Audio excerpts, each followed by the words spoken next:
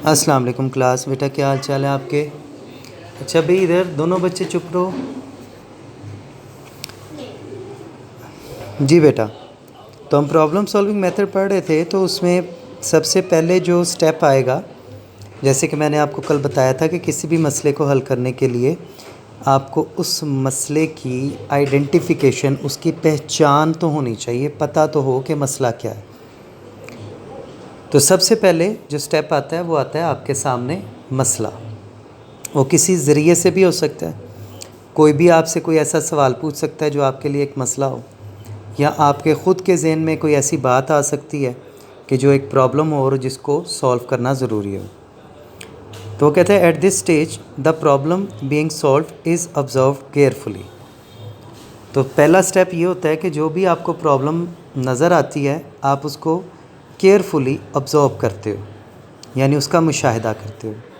Major areas of concern are identified and irrelevant information is filtered out.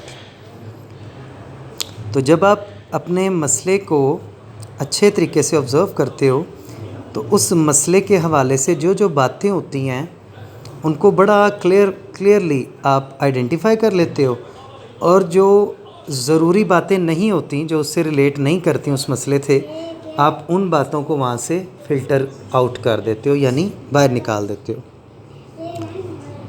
अब उसको एक example से वो समझाता है। कहता है सपोज़ फ़र्ज़ करें कि आपने एक कैलकुलेटर बनाना है, सिंपल वाला, साइंटिफिक नहीं, सादा वाला। और major concern is how basic arithmetic operations, addition, subtraction, multiplication and division, क्योंकि सादा जो कैलकुलेटर होता है उसमें ये 4 चीज़ें बेसिक होती हैं। तो कहता है हमारा इसमें बेसिक कंसर्न है कि हम ये चारों चीज़ें देखते हों कि वो कैसे परफॉर्म करती हैं। How should result should be displayed, result कैसे नज़र आएगा। How input should be accepted, हम इनपुट कैसे देंगे। वी आर नॉट इंटरेस्टेड, और हम इस चीज़ में इंटरेस्टेड नहीं होंगे कि साइन, कॉस, टैन वगैरह कैसे निकलेगा या पाई की वैल्यू कैसे निकलेगी।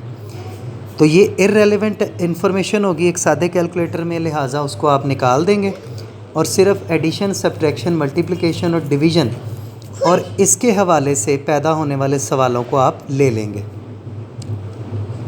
And how are other mathematical operations performed, these are irrelevant to us, so we shall not bother about this। ये हमारे लिए irrelevant है। हमारे मसले के मुताबिक अगर देखा जाए तो साइन, कोस, टैन वगैरह हमारे लिए कोई हैसियत नहीं रखता, हमारे लिए कोई हैसियत नहीं रखता, कोई हैसियत नहीं रखता। ठीक है, इस हवाले से अगर देखा जाए तो हम सिर्फ एडिशन, मल्टीप्लिकेशन, सब्ट्रैक्शन वगैरह को देखेंगे, बाकी किसी चीज़ को नहीं देखेंगे। ओके हो गया बेटा?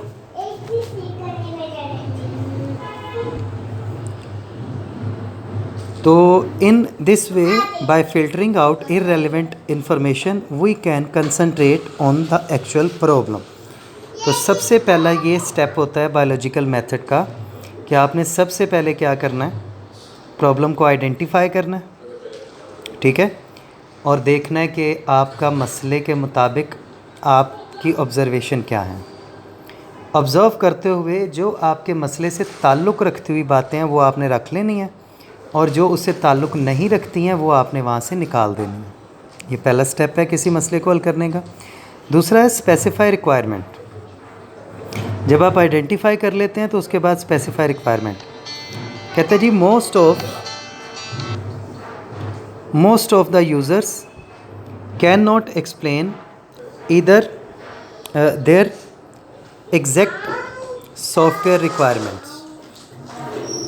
आप भी अगर हों तो आप भी किसी भी काम को करने के लिए अपनी एग्जैक्ट रिक्वायरमेंट्स नहीं बता सकते हैं कि मुझे ये चीज़ें चाहिए होंगी, कोई ना कोई चीज़ कमी बेशी हो जाती है। They are uncertain about what they want to do with the software, so they appear with a vague set of requirements in mind. तो कहते हैं अगर किसी भी मसले को हल करने के लिए आपको अपने मसले की एग्जैक्ट रिक्वायरमेंट्स नहीं पता होंगी कि आपके मसले को क्या क्या दरकार है, आपके लिए के पास उसके लिए क्या क्या होना चाहिए। जैसे एग्जाम्पलरी है कि मैंने लकड़ी की कोई कुर्सी बनानी हो, तो मेरे पास कुर्सी बनाने की बेसिक रिक्वायरमेंट्स मौजूद होनी चाहिए। अगर रिक्वायरमेंट्स मौजूद नहीं है तो मैं उस कुर्सी के लिए जो भी सोच विचार कर रहा हूँ वो वेग है। ठीक है जी। So they appear with a vague set of requirements in mind which may lead to a wrong solution. This stage demands to make clear the user requirements so that a proper solution could be suggested. तो इसमें सबसे पहले आपने problem को identify किया और उसके बाद स्पेसिफिक रिक्वायरमेंट आपने लेनी है कि आपको क्या क्या दरकार है, आपने उससे क्या क्या करना है। ठीक है। This stage involves the formation of a requirements document which describe the feature the system is expected to provide. ठीक है जी। ये यहाँ तक ही आपने याद करना है, प्रोवाइड तक। ठीक है। ऊपर भी बेसिकली 2 लाइनें हैं और नीचे एक एग्जांपल है, और स्पेसिफिक रिक्वायरमेंट जो है वो यहाँ तक आपने याद करनी है। ये बेटा आपका प्रॉब्लम सॉल्विंग, किसी मसले को एज ए प्रोग्रामर हल करने के लिए आपको जो जो चीज़ें दरकार होती हैं और जो माइंड सेट होता है आपका, उसमें पहले 2 हमने पॉइंट्स पढ़े हैं, टोटल 9 हैं। तो जब हम 9th वाले पे पहुंचेंगे तो इंशाल्लाह आप अच्छे तरीके से समझ चुके होंगे कि एज ए प्रोग्रामर आपको किसी भी प्रोग्राम को सॉल्व करने के लिए, मसले को हल करने के लिए आपको क्या मेथड अप्लाई करना पड़ेगा। ठीक है बेटा, ये आपका लेक्चर था आज का। ओके, अल्लाह हाफिज़।